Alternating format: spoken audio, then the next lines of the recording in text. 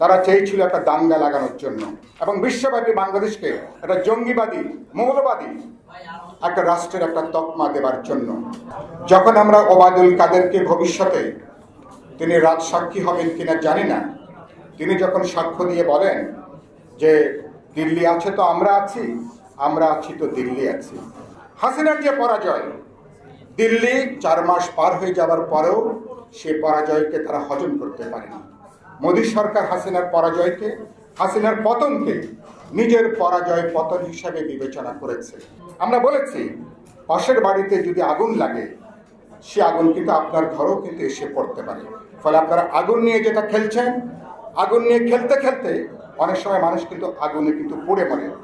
এবং আমরা আতঙ্কিত হই যখন আমরা ওবায়দুল কাদেরকে ভবিষ্যতে তিনি রাজসাক্ষী হবেন কিনা জানি না, তিনি যখন সাক্ষ্য দিয়ে বলেন যে দিল্লি আছে তো আমরা আছি, আমরা আছি তো দিল্লি আছি।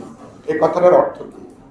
তার মানে হলো বাংলাদেশের স্বার্থের পক্ষে কোনো সরকার গত 16 বছরের দেশ চালায়নি।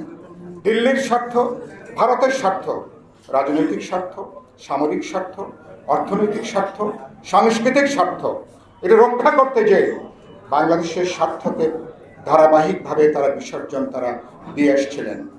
এ কথা যদি মঈন খান বলতেন, আমি বলতাম, অথবা জহিরুদ্দিন স্বপন যদি বলতেন ওই আমলে, আমি নিশ্চিত আমাদের বিরুদ্ধে রাষ্ট্রদ্রোহের মামলা হতো। কিন্তু তাদের বিরুদ্ধে কোনো রাষ্ট্রদ্রোহের কোনো মামলা হয়নি। তারা বহাল তবিয়তে তারা কিন্তু ছিলেন।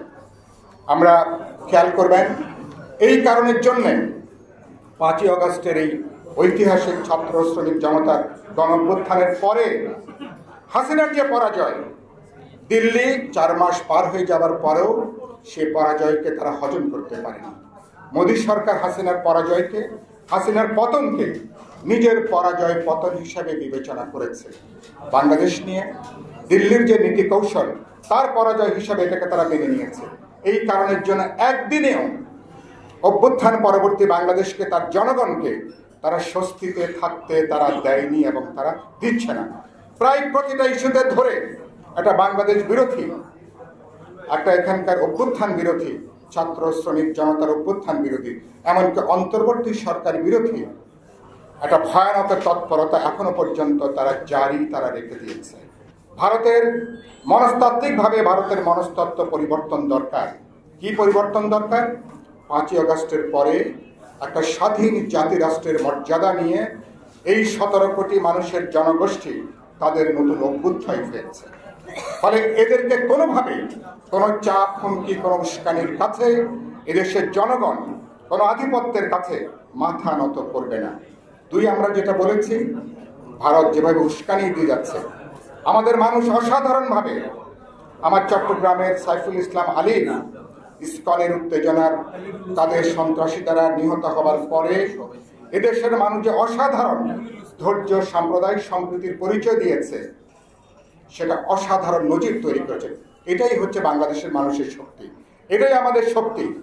তারা চেয়েছিল একটা দাঙ্গা লাগানোর জন্য, একটা সাম্প্রদায়িক উত্তেজনা তৈরি করবার জন্য এবং বিশ্বব্যাপী বাংলাদেশকে একটা জঙ্গিবাদী মৌলবাদী একটা রাষ্ট্রের একটা তকমা দেবার জন্য। সেই উস্কানিতে আমাদের মানুষ পা দেয়নি। কোন রাজনৈতিক দলগুলো বুক চিতিয়ে আমরা জাতিগত সংখ্যালঘু, ধর্মীয় সংখ্যালঘুদের পাশে দাঁড়িয়ে আমরা বাংলাদেশকে সামনের দিকে আমরা কিন্তু এগিয়ে নিয়ে চলেছি। কালকে আমরা পরিষ্কার করে অন্তর্বর্তী সরকারকে বলেছি, আপনারা ভারতকে এই বার্তাটা নির্দিষ্টভাবে দেওয়া দরকার। বাংলাদেশ যদি অস্থিতিশীল হয়, বাংলাদেশের যদি নিরাপত্তা ঝুঁকির মধ্যে পড়ে, ভারতের নিরাপত্তাও কিন্তু ঝুঁকির মধ্যে কিন্তু পড়ার আশঙ্কা আছে।